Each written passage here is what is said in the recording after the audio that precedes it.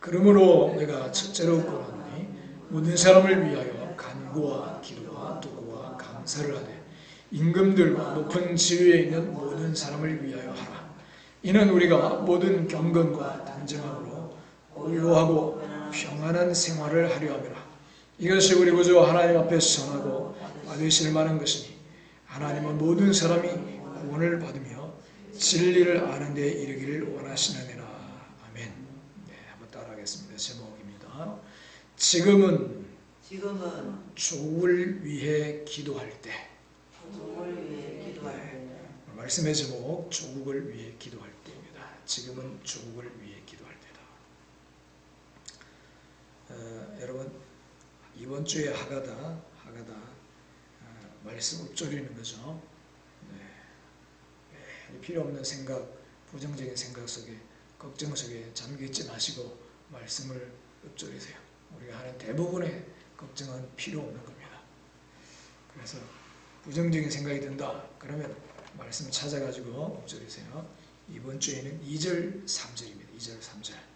임금들과 높은 지위에 있는 여기서부터 선하고 받으실 만한 것이니 여기까지입니다.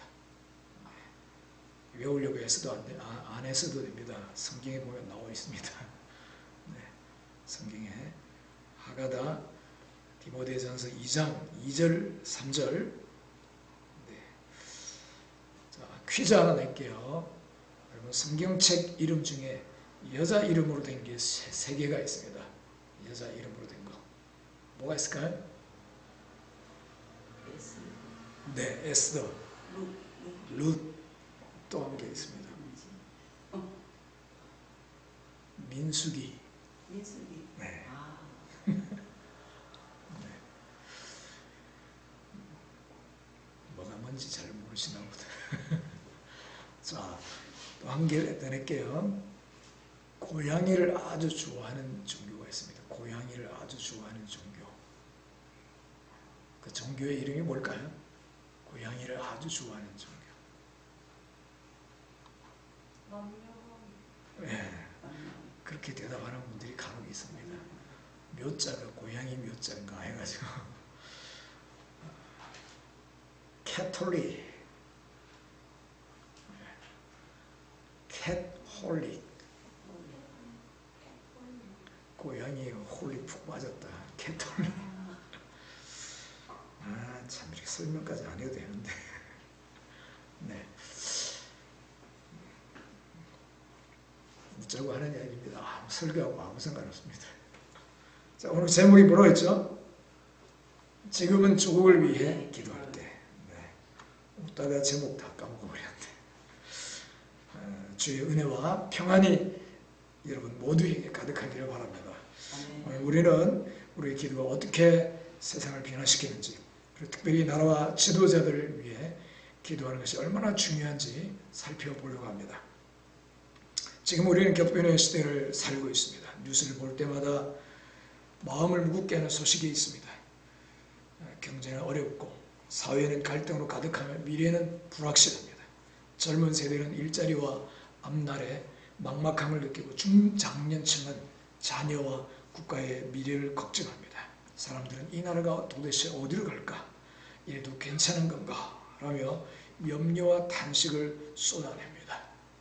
지도자들은 자기의 권력으로 자신의 이익을 챙기려고 그렇게 하면서도 옛날에는 그렇게 정치인들끼리 싸우고 해도 양심은 있었는데 이거는 양심도 없고 대놓고 그냥 버젓이 거짓말을 뻔뻔하게 하는 모습들을 보면서 참 한숨이 많이 나옵니다. 어떤 성도님은 나라 상황 때문에 잠을 이루지 못하고 한 청년은 기도해도 바뀌는 게 없는 것 같아요. 그러면서 무기력을 토로합니다. 하지만 이러한 탄식은 단순한 불평이 아닐 수 있습니다. 그것은 하나님의 백성 안에 있는 거룩한 갈망, 하나님의 공의와 평안이 임하기를 간절히 바라는 마음일 수 있습니다. 그렇다면 이 마음을 어디로 가져가야 할까요? 사람들이 불평에 머물러서는 아무것도 바뀌지 않습니다. 인간적인 방법으로는 해결할 수 없는 문제들이 많습니다. 그래서 우리는 하나님께 나아가야 합니다. 이 탄식과 갈망을 하나님께 아뢰고 기도의 숨결로 바꾸는 것이 필요합니다. 이것이 오늘 나눌 주제입니다. 지금 그 어느 때보다 나라와 민족을 위해 기도할 때입니다. 특별히 성경은 우리에게 지도자들을 위해 기도하라고 말합니다. 디모데전서 2장 1절 2절입니다.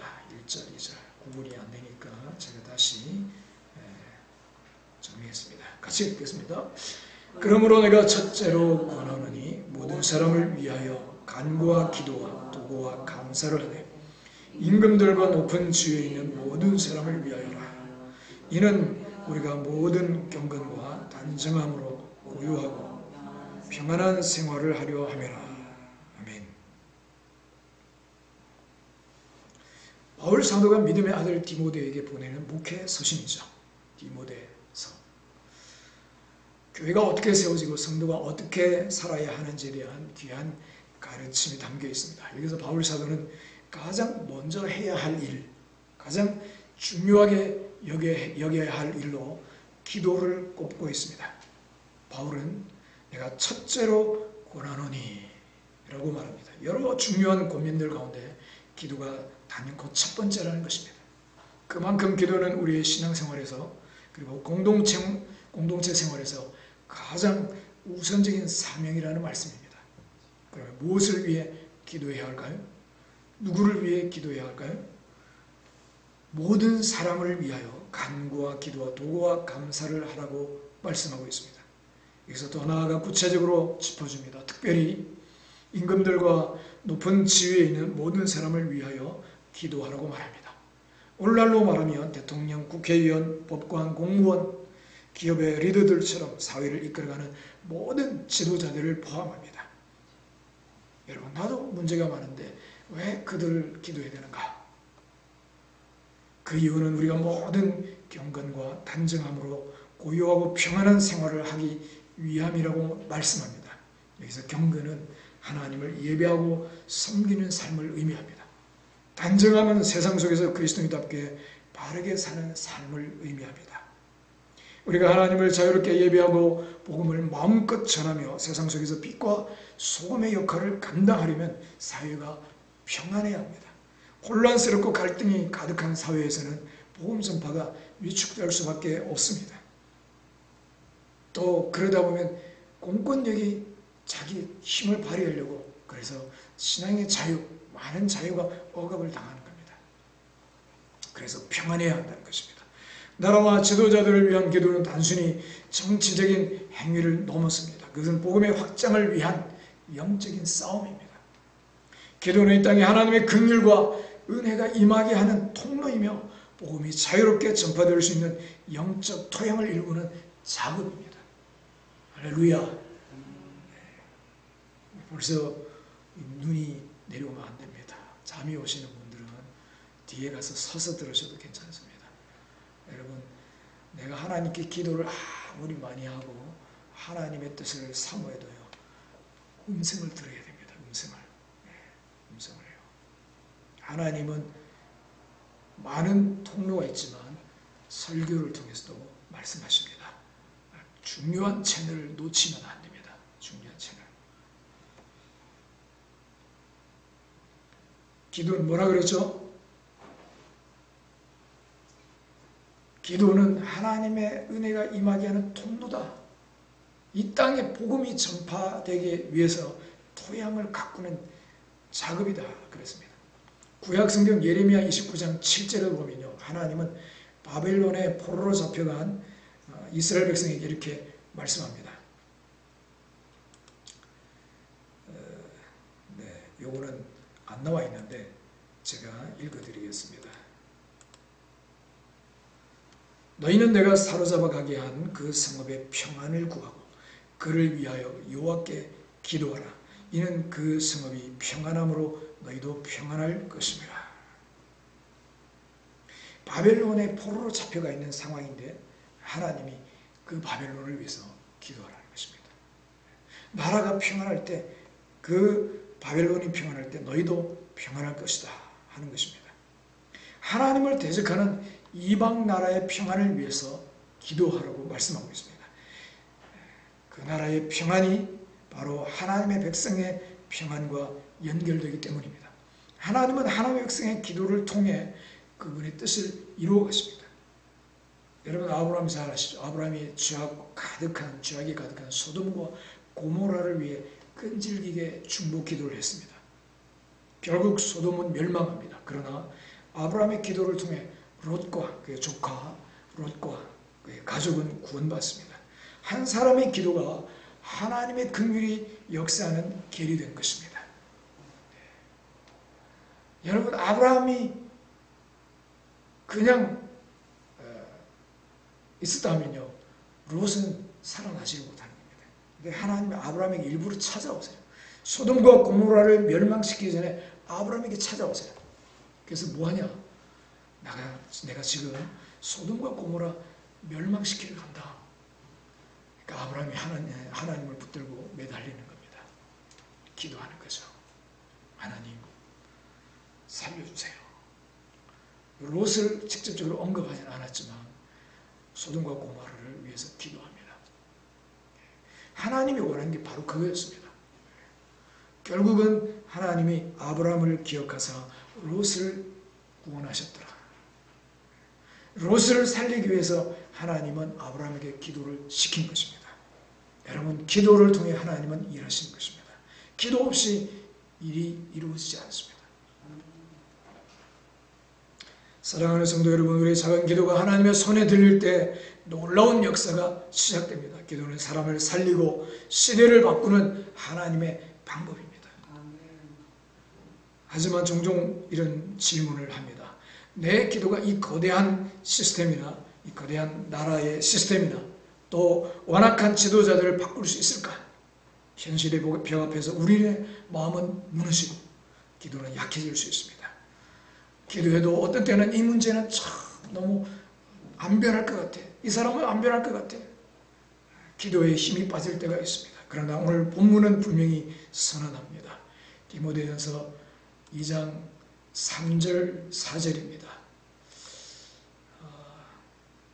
네. 3절 4절 이것입니다. 이것이 거기서 붙어보겠습니다. 이것이 우리 구주 하나님 앞에 선하고 받으실 만한 것이니 하나님은 모든 사람이 구원을 받으며 진리를 아는 데에 이르기를 원하시느니라. 지도자들과 모든 사람을 위한 기도가 우리 구주 하나님 앞에 선하고 받으실 만한 것이라고 말씀합니다.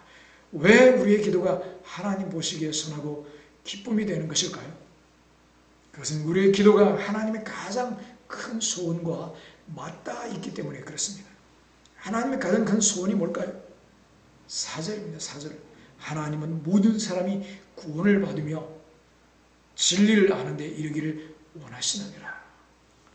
하나님은 모든 사람이 구원을 받으며 그렇습니다. 하나님은 단 한 사람도 망하기를 원하지 않습니다.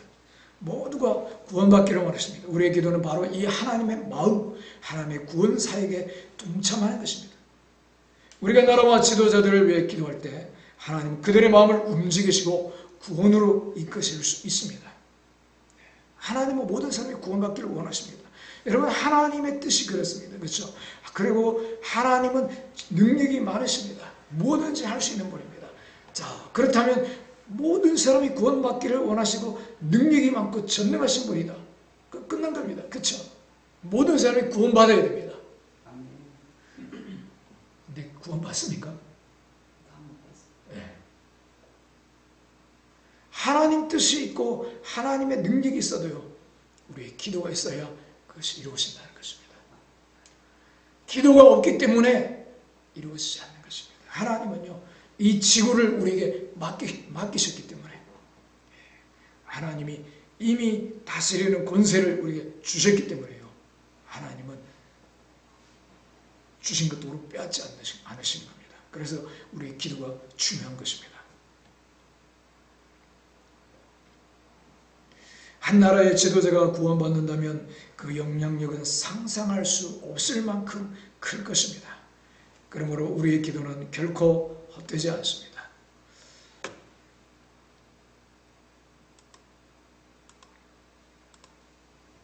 자, 우리 에스라 1장을 읽어보겠습니다.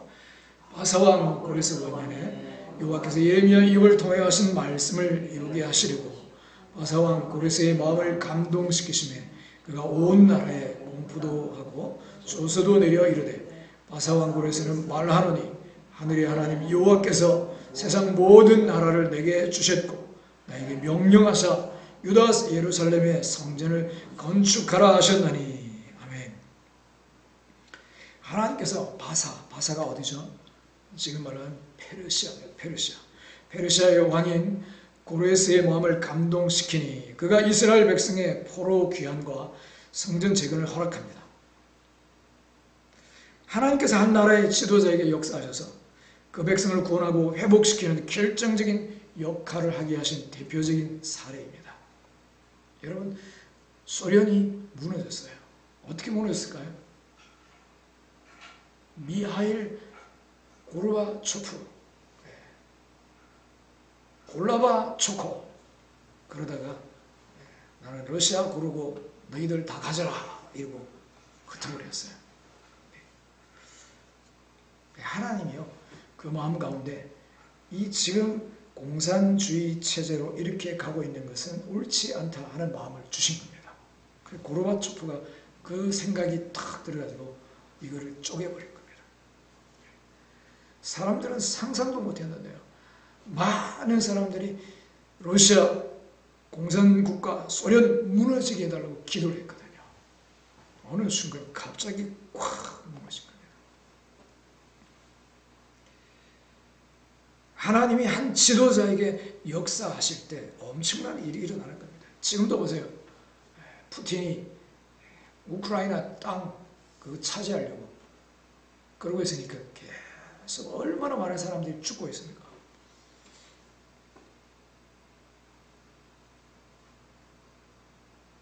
성경에 나와 있는 것, 역사에도 있는 것처럼요, 한 나라의 지도자에게 역사하셔서 그 백성을 구원하고 회복시키는 놀라운 일을 하신다는 것입니다. 이는 한 나라의 지도자가 하나님의 뜻에 따라 움직일 때 그 영향력이 얼마나 큰지 보여주고 있는 것입니다. 우리나라도 1970년대 박정희 대통령이 기독교의 우호적 정책을 펼치면서 한국교회가 급성장하고 사회 전반에 긍정적 영향을 미쳤다는 평가가 있습니다. 국가 지도자의 종교적 태도가 사회 전체에 미치는 엄청난 영향을 끼친다는 것입니다. 자, 이렇게 기도가 중요하다면 우리는 효력 있고 능력 있는 기도를 해야 되겠다 하는 생각이 들겠죠. 그럼 어떤 기도가 능력 있는 기도일까요? 디모데전서 2장 5절은 이렇게 말합니다.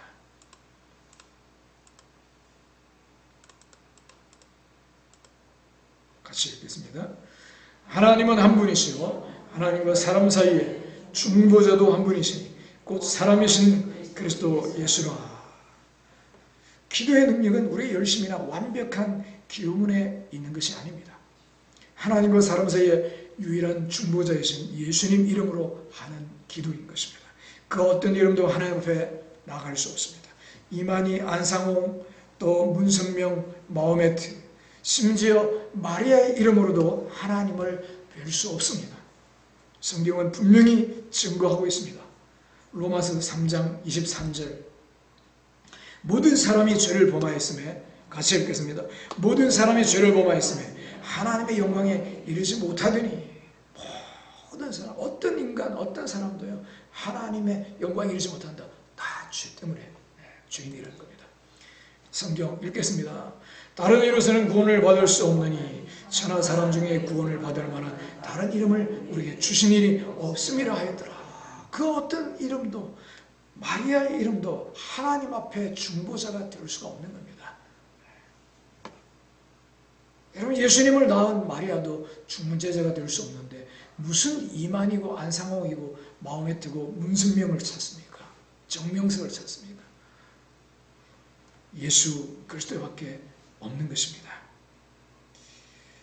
그래서 죄 없으신 하나님의 아들이 사람의 몸을 입고 오셔서 우리를 하나님 앞으로 인도하는 길이 되어주신 것입니다. 요한복음 14장 6절에서는 이렇게 말합니다. 함께 읽겠습니다. 예수께서 이르시되 내가 곧 길이요 진리요 생명이니 나로 말미암지 않고는 아버지께로 올 자가 없느니라. 성경은요 분명히 말합니다. 예수님 외에는 길이 없다.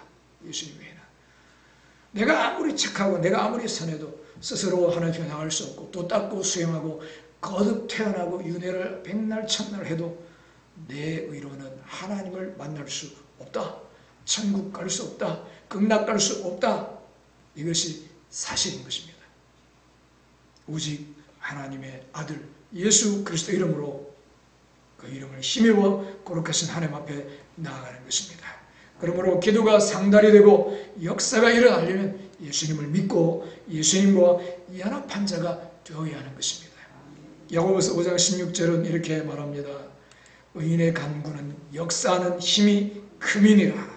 한번 따라하겠습니다. 의인의 간구는 역사하는 힘이 크미니라. 여러분 의인이십니까? 죄인이십니까? 여기서 헷갈리면 안 됩니다. 자, 의인이 뭔가? 의인은 바로 구원받고 죄사함 받은 신자인 것입니다. 구원받고 죄사함 받았는데 근데 나는 여전히 죄 가운데 있는데 죄를 먹고 물 먹고 마시며 사는데 그 사람은 신자라도 기도가 막혀 있습니다. 그렇죠? 성경에서 말하는 의인은요, 회개하고 진짜로 회개하고 하나님 말씀에 자신을 복종시키며 예수님을 의지하는 신자, 그가 바로 능력 있는 기도를 할 수 있다고 말하고 있습니다. 우리가 기도할 수 있는 유일한 이유, 우리의 기도가 하나님께 상달될 수 있는 유일한 통로는 바로 예수 그리스도의 십자가와 부활 때문입니다. 예수님께서 우리의 죄를 대속하셨고 하나님과 우리 사이에 막고 있던 담을 허무셨기 때문에 우리는 은혜의 보좌 앞에 담대히 나아갈 수 있게 되었습니다. 할렐루야. 여러분 그것을 믿는다면 여전히 죄를 고집하겠습니까? 네. 죄를 회개하고 죄를 버리려고 하겠죠. 그리고 주의 은혜를 구할 것입니다. 지금 이 시간에도 예수님은 하나님 우편에서 우리를 위해 중보하고 계십니다.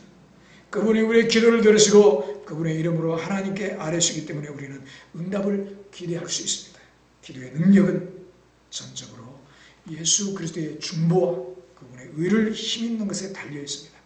그러므로 우리가 예수님의 이름으로 기도할 때 우리의 연약한 기도도 전능하신 하나님의 능력으로 변화되어 이 땅에 놀라운 역사를 일으키게 되는 것입니다. 그의 피로 정결케 된 성도의 기도는 하늘과 땅을 움직이는 놀라운 영적인 무기가 되는 것입니다. 여러분 존 낙스라고 들어보셨나요? 존 낙스. 16세기의 스코틀랜드의 종교개혁자입니다. 이 스코틀랜드에 여왕이 있었는데 여왕이 카톨릭을 받아들여서 나라를 카톨릭화 시키려고 했어요. 그래서 그 카톨릭의 이름으로 기독교인들을요 핍박을 많이 했습니다. 그 핍박에 맞서서 존 낙스는 이렇게 기도합니다. 하나님, 스코틀랜드를 제게 주시든지 아니면 저를 죽게 하소서. 여왕 메리는 그의 기도를 만 명의 군대보다 더 두려워했던 겁니다. 이는 한 사람의 기도가 나라의 역사를 바꾸는 놀라운 능력이 있음을 보여주는 것입니다. 우리의 기도도 마찬가지입니다. 나 한 사람의 기도라고 해서 절대 의미 없는 것이 아닙니다. 예수님의 은혜를 힘입어 그 이름을 믿고 하는 기도는 천지를 움직이는 것입니다. 우리가 나라를 위해 특별히 지도자들을 위해 기도할 때 하나님은 그 기도를 선하게 여기시고 기쁘게 받으시며 일하십니다. 여러분, 백성들을 위해서, 나라를 위해서 기도 많이 해야 됩니다. 제대로 된 지도자를 투표하기 위해서요. 백성들이 깨어나도록 기도해야 됩니다. 사랑하는 성도 여러분, 한국교회가 받은 중요한 사명 중에 한 가지는요, 이 땅에 복음이 자유롭게 전파되도록 하는 것입니다. 하나님 나라가 확장되게 하는 것입니다. 우리가 하나님의 백성이고 하나님의 자녀라면요, 이것이 우리의 주된 관심이 되어야 하는 것입니다.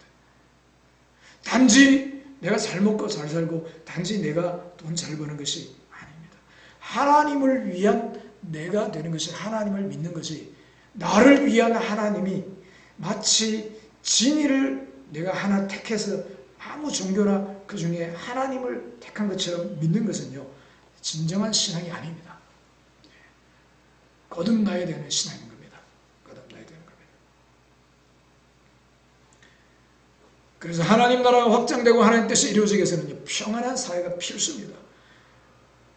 따라서 나라를 위한 기도는요, 우리의 생존과 사명 감당에 직결된 필수적인 것입니다. 1904년도 5년도에 일어난 웨일즈 대부흥, 스코틀랜드, 웨일즈 다 영국 주변에 이런 나라들이죠.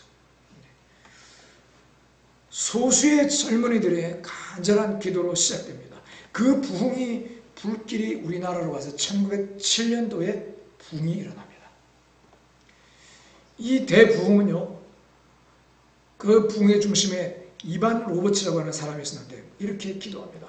저를 깨트려 주소서. 밤늦도록 부르짖었습니다. 이 기도의 불길이 웨일즈 전역으로 확산됩니다. 술집이 문을 닫고 광부들이 험한 말을 멈춥니다. 우리나라 같으면 그 바닷가에 사는 사람들, 그죠? 그 바닷가에 사는 사람들 얼마나 거칩니까? 욕을 얼마나 잘합니까? 광부들이 험한 일을 하다 보니까 입이 험했다는 거죠. 그런데 성령을 받고 부흥이 임하고요, 사람들이 회개하면서 광부들의 입이 순화가 되었다는 겁니다. 그리고 심지어 탄광에서 일하는 말들까지 채찍질을 안 해도요, 주인의 말을 잘 듣는 그런 말들이 되었다 하는 일화가 있을 정도입니다. 사람만 변한 게 아니고 동물까지 순해졌다는 거예요. 순종하고. 사회 전반에 걸쳐 놀라운 변화가 일어났습니다. 부흥이 임할 때. 이 또한 오직 그리스도를 의지하여 드린 기도가 한 나라의 도덕적, 영적 지형을 변화시키는 강력한 능력이 있음을 보여주는 생생한 증거입니다. 그렇다면 이제 우리는 이 말씀을 우리 삶에 구체적으로 어떻게 적용해야 할까요? 첫 번째, 기도를 최우선순위에 두시기 바랍니다. 바쁘지만 일상 속에 기도를 최우선순위에 두는 것이 참 중요합니다. 정해진 시간에 나라와 지도자를 위해서 기도할 수 있기 바랍니다. 여러분, 시간이 없다 그러면 5분이라도 괜찮습니다. 꾸준함이 중요합니다. 두 번째, 가정과 공동체에서 함께 기도하십시오. 가정 예배 시간에 소그룹 모임에서 나라를 위한 기도를 빠뜨리지 마시기 바랍니다. 합심 기도의 능력은요, 우리의 상상을 초월합니다. 세 번째, 뉴스를 보며 분노하거나 낙심하지 마십시오. 오히려 그것을 기도 제목으로 바꿔서 하나님께 아뢰시기 바랍니다. 네 번째, 기도와 함께 행동하십시오. 선한 영향력을 발휘할 수 있는 곳에서 빛과 소금의 역할을 감당해야 합니다. 그래서 여러분 꼭 투표해야 됩니다. 투표. 인간적인 생각으로 투표할 것이 아니라 정말 하나님의 나라를 위해서 어떤 사람이 세워질 때 하나님 나라를 제대로 확장할까, 영혼 구원에 도움이 될까, 그런 사람을 뽑아야 한다는 것입니다. 투표에 꼭 참여하시기 바랍니다. 마지막 다섯 번째, 포기하지 말고 끈질기게 기도하십시오. 당장 변화가 보이지 않더라도 낙심하지 마십시오. 하나님의 때에 하나님의 방법으로 응답하실 것을 믿고 인내하며 기도를 쌓아가십시오. 말씀을 정리하겠습니다. 사랑하는 성도 여러분, 지금이 바로 우리가 무릎을 꿇고 이 나라를 위해서 부르짖어야 할 때입니다. 우리는 너무 오랫동안 남의 일처럼 여기면서 방관해 왔습니다. 정치는 정치인들의 일이고 나라 일은 공무원들의 일이라고 생각했습니다. 여러분, 대통령 중에 한 후보는요, 정치와 종교를 구분하겠다 그런 얘기를 합니다. 이거는요, 성경과 다른 사상입니다. 성경과. 이건 어디서 나온 거냐면, 옛날에 정치인들이 교회를 핍박하고 자꾸 간섭하니까 교회에서 정교 분리다 이렇게 이야기를 한 겁니다. 그랬더니 정치인들이 거꾸로 그걸 갖고 가가지고 정치 신경 쓰지 말라 이렇게 얘기를 합니다. 여러분, 우리 삶은요, 신앙과 분리되지 않았습니다. 예배당 안에서만 신앙이 아닙니다. 우리의 삶의 일상 모든 분야에 하나님이 되셔야 하는 겁니다. 그렇다면요, 문화, 예술, 일상생활만 아니라 정치 역시 하나님께 속한 것이 되어야 하는 것입니다. 여러분, 우리가 신앙을 가지고 정치를 해야 합니다. 올바른 하나님 나라의 관점으로 이 나라의 지도자를 뽑아야 하는 것입니다. 이것은 하나님의 명령입니다. 여러분, 이 나라 성도들이 5분씩만 나라를 위해서 기도한다면 수백만 명의 기도가 하늘 보좌에 상달될 것입니다. 그 기도의 함성이 얼마나 큰 능력이 되겠습니까? 우리의 기도가 이 나라를 살립니다. 우리의 기도가 이 지도자들을 변화시킵니다. 우리의 기도가 복음의 문을 활짝 열어젖힙니다. 더 이상 주저하지 마시기 바랍니다. 더 이상 내 기도가 무슨 소용이 있겠나 하며 의심하지 마십시오. 예수 그리스도 이름으로 드리는 여러분의 기도는 하나님 앞에 향기로운 제물이 되어 올라갈 것입니다. 지금 이 자리에서 결단하십시오. 하나님, 제가 이 나라의 중보자가 되겠습니다. 날마다 이 나라와 지도자들을 위해 기도하겠습니다. 제 기도를 통해 이 땅에 하나님의 뜻이 이루어지게 하옵소서. 내 기도는 못할지라도요, 여러분, 나의 미래와 내 자녀의 미래를 위한다면요, 나라를 위해서, 지도자를 위해 기도해야 합니다. 이것이 우리가 조국을 위해 할 수 있는 가장 위대한 일입니다. 기도가 살아날 때 이 나라가 살아날 것입니다. 우리 함께 이 거룩한 부담을 짊어지고 날마다 무릎으로 나아가 이 나라를 하나님께 올려드립시다. 그래야 이 땅 가운데 복음의 부흥과 하나님의 나라 확장을 우리 세대 안에 보게 되기를 우리 주 예수 그리스도 이름으로 간절히 축원합니다. 축원합니다.